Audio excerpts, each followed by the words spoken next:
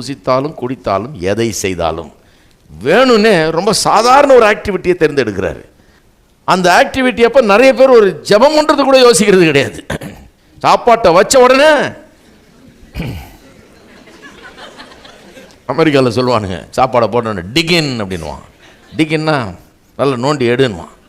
எடுத்து வெட்டு நம்ம ஊரில் சொல்லலாம் வெட்டு, அந்த மாதிரி ஆட்டிடியூடு. சாப்பாட்டை வச்ச உடனே கடவுள் ஞாபகம் வர்றதே கிடையாது. கொடுத்தவரை பற்றி ஒரு எண்ணமே கிடையாது. இந்த கொடுத்தவருக்கு நன்றி சொல்லி இதெல்லாம் எங்கேருந்து வந்தது?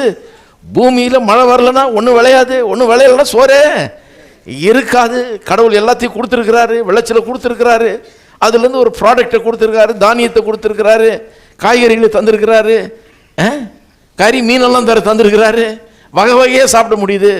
எல்லாத்தையும் வச்ச உடனே கொஞ்சம் வெயிட் போடு, 2 நிமிஷம் வெயிட் பண்ணக்கூடாதா? அதுக்குள்ளே ஒன்றும் ஆறி போயிடக்கூடாது, ஒன்றும் கெட்டுறாது.